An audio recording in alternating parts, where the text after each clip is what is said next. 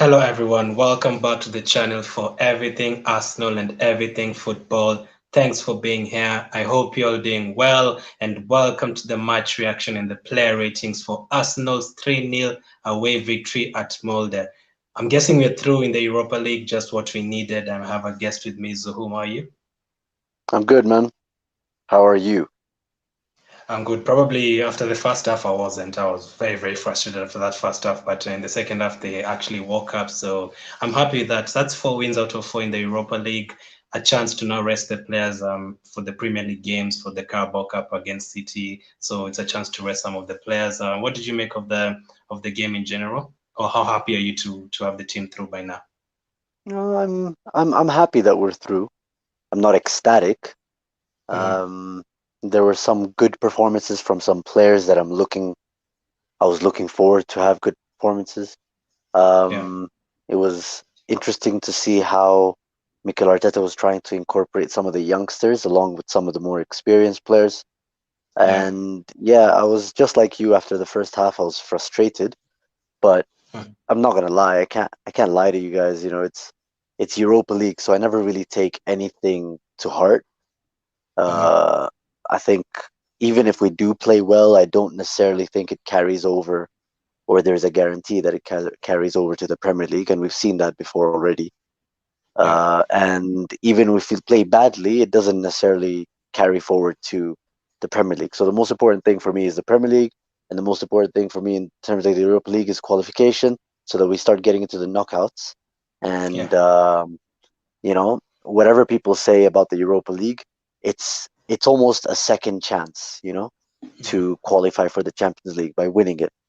yeah. And if for all the criticism that Arteta's gotten so far, if it's anything he's good at getting out of this team is a good cup run, right? So Yeah. hopefully that can happen. But I think the second half had more points to discuss.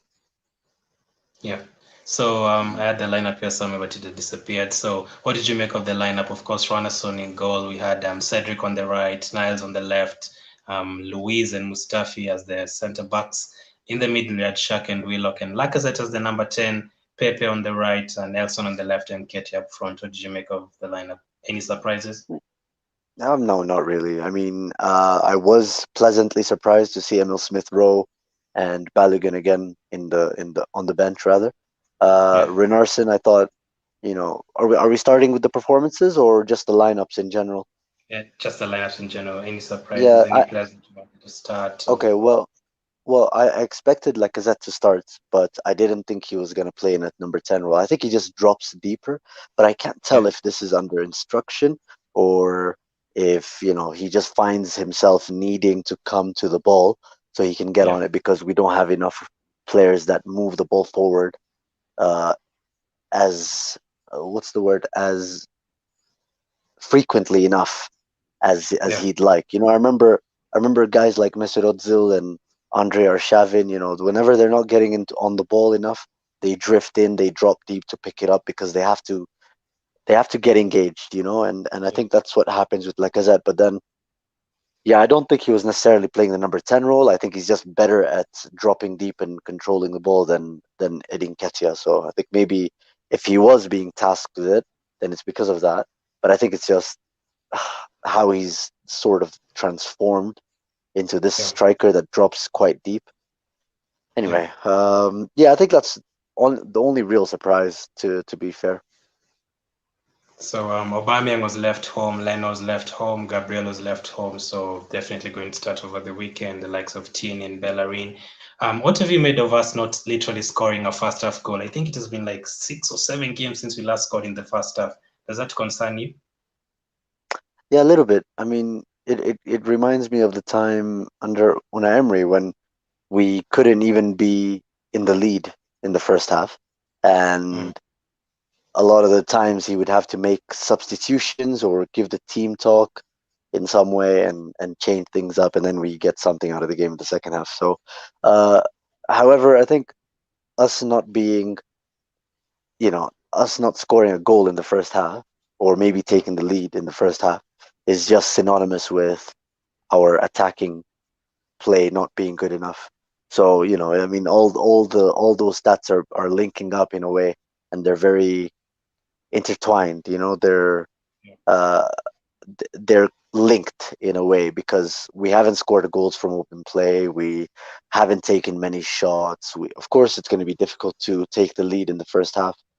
And if you look at, for example, our expected goals stat, Mm-hmm. that's the stat, right? Expected goals Yeah. is, I always find myself explaining it, but just in case for anyone in the audience, XG.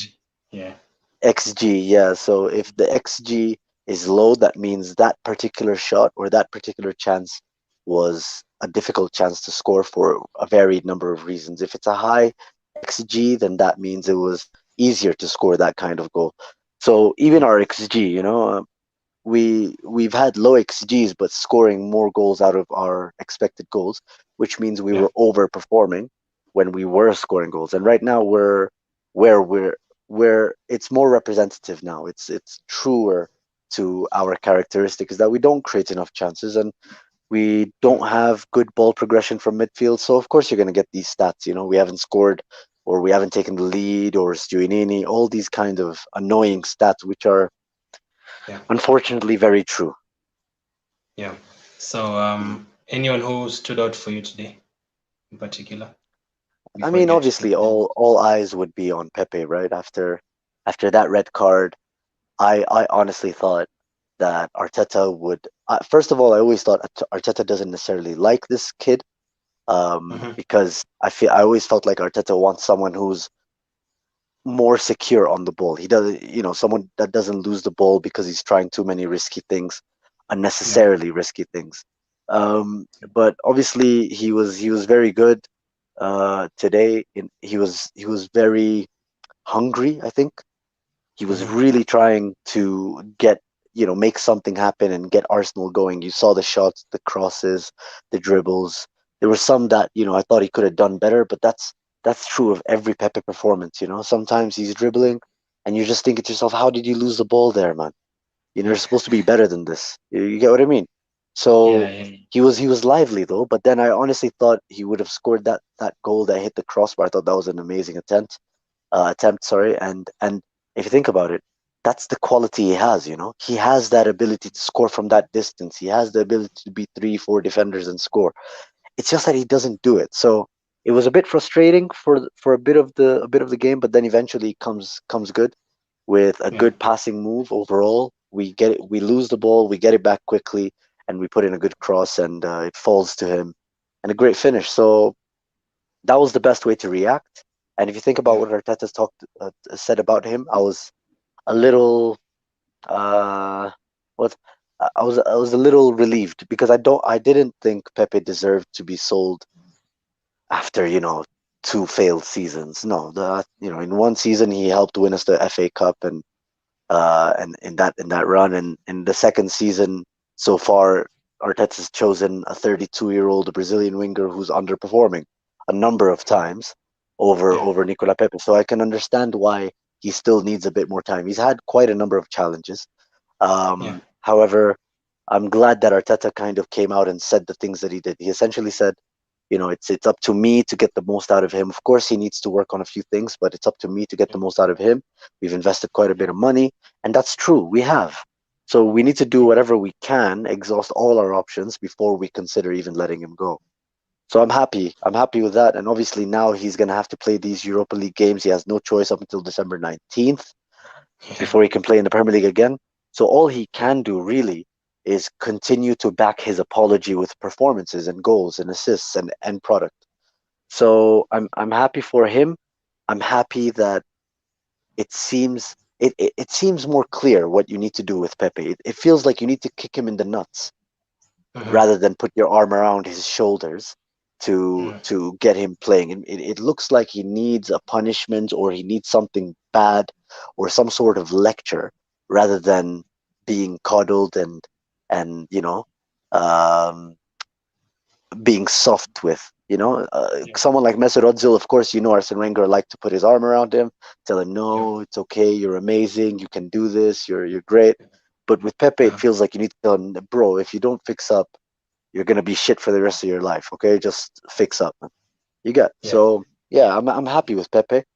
And I was happy to see Emil Smith Rowe and Balogun come out, and each of them getting some end product as well. So Emil Smith Rowe, Balogun, maybe that's the future of Arsenal linking up in terms of attacking play. Hopefully, fingers crossed. We can't guarantee it, but there's been Yeah. a lot of hype about Emil Smith Rowe.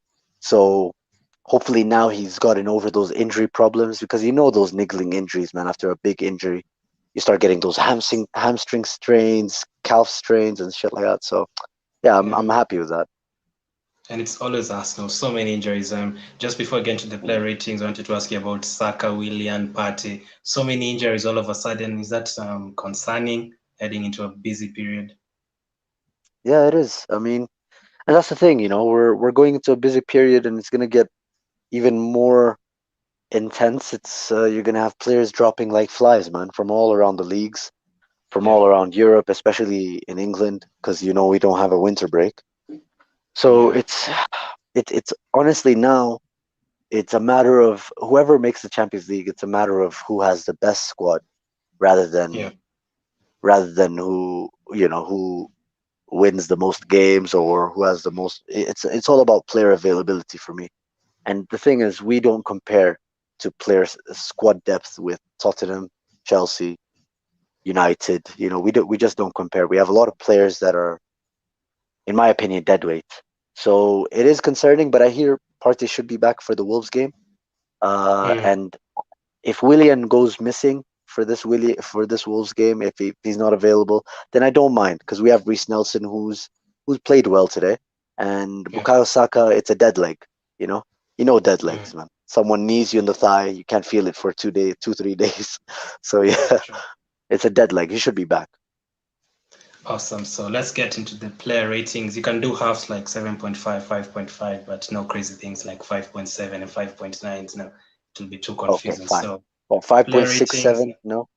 nah. So just Okay. 5.5, Sawa. 7.5, something like that. Sawa, sawa. So 11 players played, 5 from the bench, and we'll start with the goalkeeper. I was happy Runarsson started. I was quite surprised that he didn't really start the first game against Mm. Rapid Vienna away from home, and he still played with Len, and also the second game. It was quite surprising. So what did you make of his performance, and what did you give him?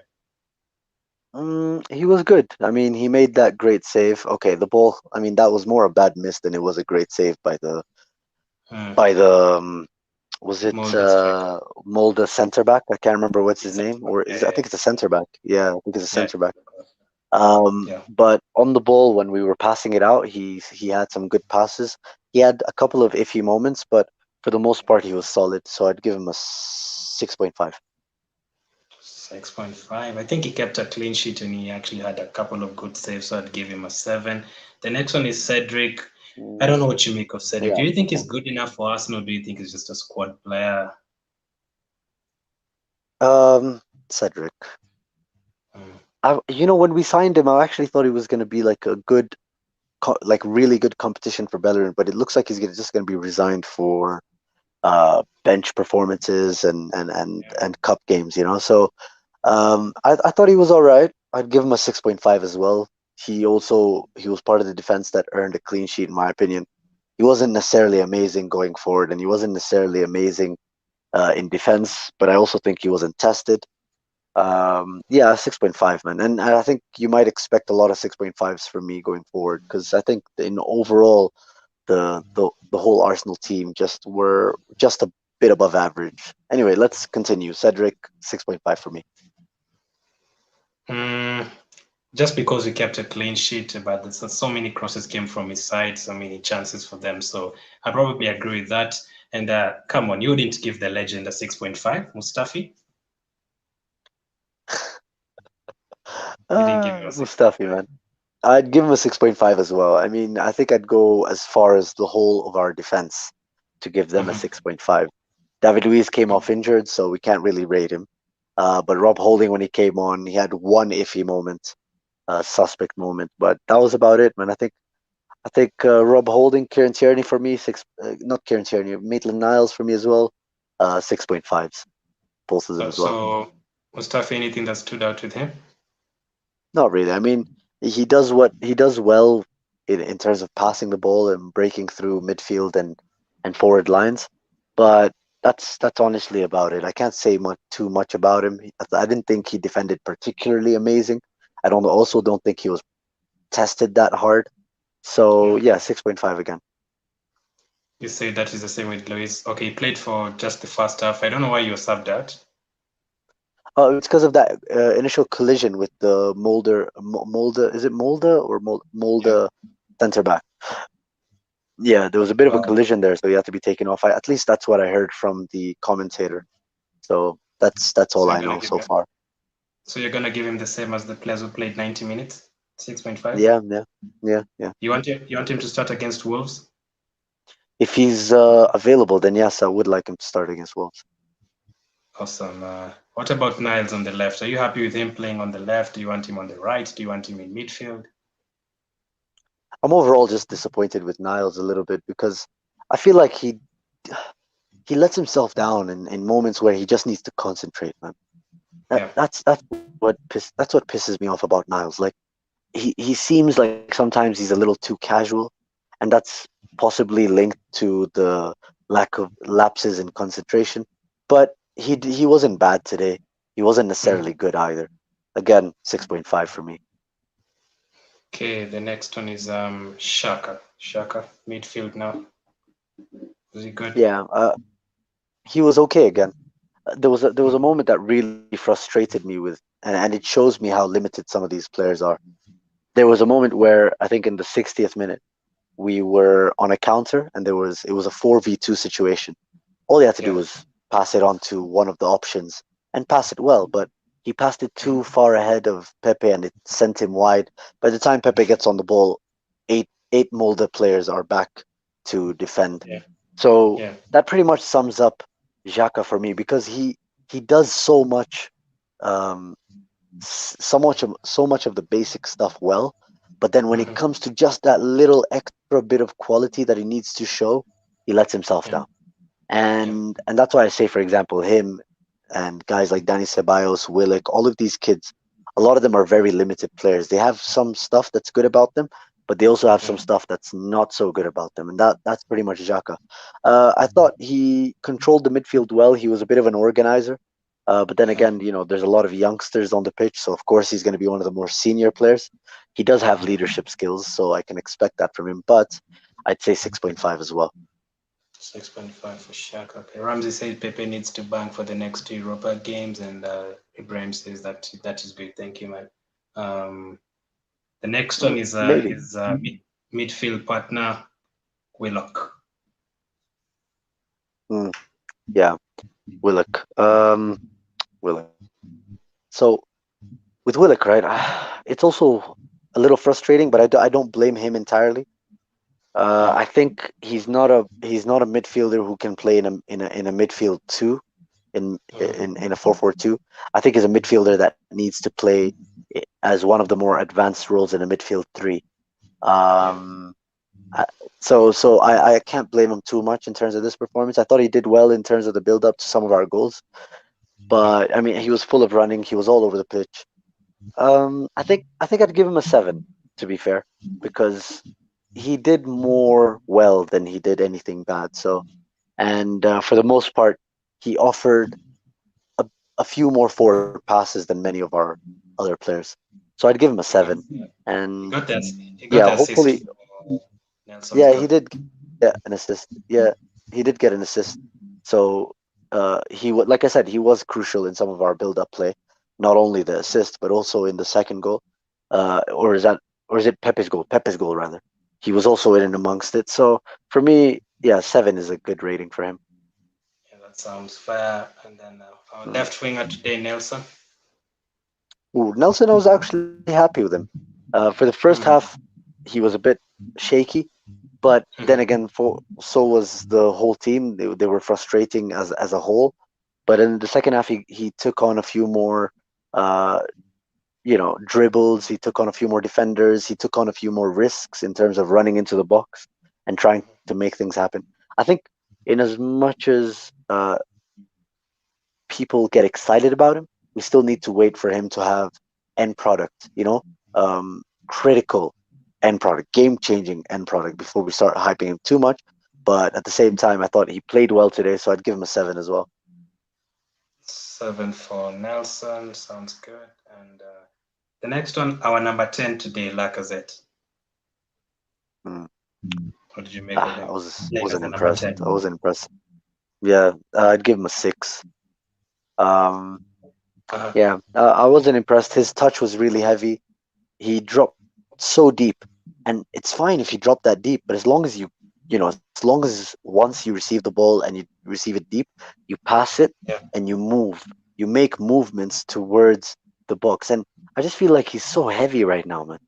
So I wasn't particularly impressed. There were things that he could have done better. Positions he found himself receiving the ball where he could have touched it and kept it a little closer to himself, and then maybe even gotten the shot away. There were moments where he Yeah. should have taken the shot, but decided to try and fake it. Yeah. I'm disappointed again with him. 6 out of 10. 6 out of 10. It was very disappointing again. I just don't know. Like it's dropped off so far back. I don't know. I feel bad for him actually. Mm, I'm at the point of feeling bad for him. How yeah, about same. Pepe? First half, I think he was good. Second half, I think he was very much better. What did you make of him today? Yeah. I'd give him an 8. I thought he was very good. I thought he was always trying to create something. He looked like a man on a mission. He was full of running. He could have done a few things better. Maybe that would have elevated him to a 9 in terms of his decision making, in terms of some of the dribbles that he tried to complete, but ultimately couldn't.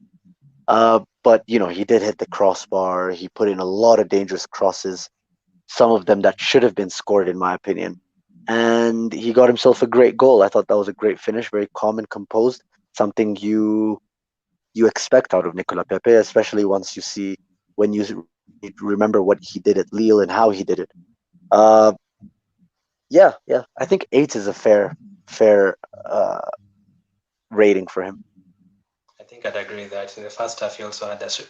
What I was thinking in the first half, I was like, why does all his shots go off target? It's really frustrating. Like every time he takes a shot, it goes just past the Mm. far post again and again and Yeah, again. But in the second th- half, everything went you're through. right. Yeah. There's one in the first half that was actually should have been a goal, in my opinion. It was just outside the edge of the box, and he put it a bit wide. So I get what you mean. He frustrates, but at the same time, he does have end product. That's something you cannot deny. Yeah. So 8 for Pepe. Yeah, 8 for Pepe. Also, shout out to RK Sweetie for saying amazing results, and she's saying hello to us both. So thank you very much. Thank you very much for that. The next one is Nketiah. I did see your tweets. So you can Mm. rant about Nketiah. I don't want to rant. That's the thing. I don't mind, by the way, if all of you come back in a couple of months and this guy scored a bunch of goals. I don't mind because that means it's good for Arsenal. Really, honestly, if it's a matter of eating humble pie and you guys coming back and telling me we told you so, Nketiah is gonna come good and whatnot, I'll eat that humble pie, man. I'll eat it. I'll even fast just before eating that humble pie to make sure I eat more of it. You get what I mean? But because all I want at the end of the day is the good for Arsenal. That's all I care about. But that's the thing. It pisses me off how this kid plays. He makes bad decisions when he's on the ball. He doesn't make good runs. When he does receive, or when he does make a good run and receives the ball, he takes a shot when there's no shot to be taken. And even the chances that he's supposed to be good for, he doesn't do well. I just mentioned Nicola Pepe with some of the dangerous crosses he put in. He put in one dangerous cross that Nketiah just allowed to hit his head. He just Yeah. let it hit his head and then it went over. And he doesn't even look like he feels the pain of every miss. You get what I mean? That's what pisses me off the most about him. He just has this blank face. And I get it. In professional football, you don't want to show weakness. You don't want to show people that you're pissed off. But Yeah. show me that you desperately want to score a goal. Show me that you want to. Right now I don't get that. And at best, what I can describe is a poacher. And that's all I can say about it. The thing that I don't like about him, like when he receives the ball in the wing, it's not like Saka. Like nothing is going to happen. Like he's just going to lose the Mm. ball. He has no pace, like no dribbling ability. So I don't know. What did you give him for today? Ah, I think He was equally as bad as Lacazette, in my opinion. I'd give him a 6 as well. I'm very disappointed in him. I still don't believe in him. I'm telling you, I don't believe in him. As a fan, when I watch him play, when I watch him make runs off the ball, when I'm watching him try and win the ball back, when I'm watching him get on the ball, I just don't see how it how this kid is considered a talent. I don't see it. I get that he's doing it at under 21 level, but so many people have done it under 21 level. When they come up to the highest level, they just can't cope. And in my opinion, that's what all Nketiah will be. I hope I'm wrong though. So 6 for him. Let's get to the subs. Holding came in at the start of the second half. What did you make? Was he better than Luiz? Yeah, I think 6.5 as Couple well. of I times mean, there's one time he gave away the ball at the back, and there's another time he gave away a sloppy pass to Runarsson. yeah, those are the couple of iffy moments I was talking about. 6.5 still. I mean, a lot of the other players had iffy moments as well, so 6.5 for me. I was holding, I think, Ceballos was the second one to come in. What did you make of him? Do you want him to start the next game? I mean, if El Neni is clear to play, and I hope he is, then I don't want Ceballos to start. I'd rather Xhaka, Partey, and El Neni starting. Just a Yeah. sec. Better. Can you hear? You okay? Can you hear me? Yeah. Okay. So essentially, what I was saying is, Danny Ceballos. Yeah, I don't know that I want him to start. He's one of those players that we have that is slightly limited, but is also very good. So I don't think he's done enough in the opportunities that he's gotten to play so far to suggest that he should start. However, he did come on and he passed the ball around. He was lively. I'd give him a 5. He was average. He wasn't good, wasn't bad. So 5s for Ceballos, and the next one was Tierney. What did you give Tierney? Yeah, I think Tierney in the same way. He wasn't good. He wasn't bad. So I'd give him a 5 as well. Came on as a sub very 5. quite late. So I think I'd agree that Smith Rowe didn't have a lot to do, but the last one, Balogun. I mean, when Balogun came in and scored that goal, I was like, that must be embarrassing for Lacazette. I mean, seriously. What did you why think of only Balogun's Lacazette? shot? Why not No, because also Nketiah? he's the one who's been like, okay, you can also include Nketiah there because they've been the ones Yeah. who've been playing regularly and not scoring the goals. Mhm. Yeah, So I think they should be ashamed of themselves. You're right. You're fully right. I mean, we don't want to be overly critical of our Arsenal players. These are still our players, and we want to support them, right? But if I was Lacazette, if I was Nketiah, I see a kid come on in the 80th minute. In his first touch, he controls the ball. The second touch is a goal. I'd be jealous as well, and I'd be pissed off at myself because I just had 75 minutes to try and score a goal, and I did nothing. So, in my opinion, I hope, by the way, Balogun comes in and cements himself. I don't care who does it, as long as whoever does it is scoring goals. That's all that matters to me. And Balogun looks like he just looks hungrier when I watch his under 20 clips and compare them to Edin Nketiah's, right? Edin yeah, Nketiah scores a lot of these poacher goals. Balogun gets on the ball, he dribbles, he gets into the wing, he yeah. mixes it up. He's got a lot of talent in different. He's got a lot of ability, and that's what I like about him. And that's why I'd rather start him than Edin Nketiah because I also feel like Edin Nketiah maybe is a good poaching striker, a box and in the box kind of striker, but he's limited. So is Lacazette in a way. But I was happy with Bellerin Balogun because I feel like not only is the goal important for him, but it's also important in helping us keep him. Remember, Arteta is trying to make sure that he keeps him, right? If Balogun is scoring Europa League goals and he gets a start next week, maybe, especially since we've guaranteed qualification, that will help. That will play a major part in helping us keep him. And I think there's bags of potential there. So hopefully, especially when you consider that our main striker Aubameyang is the twilight of his career now. But we need someone to pick the baton and run with it himself. So hopefully, Bellerin Balogun does that. Awesome. And what did you give it? Just sort of. Do you have earphones on? Just sort of. Yeah, I can connect it again. I thought there was an issue. Yeah, I'd give him a 7.5. He came in with his first touch, scored a goal for that few minutes. I can't really give much more than that. And yeah, he should be happy with that. It was a good finish. I think I'd agree with that. The last one, MIKEL ARTETA. Oh, did we mention Emil Smith Rowe? Sorry.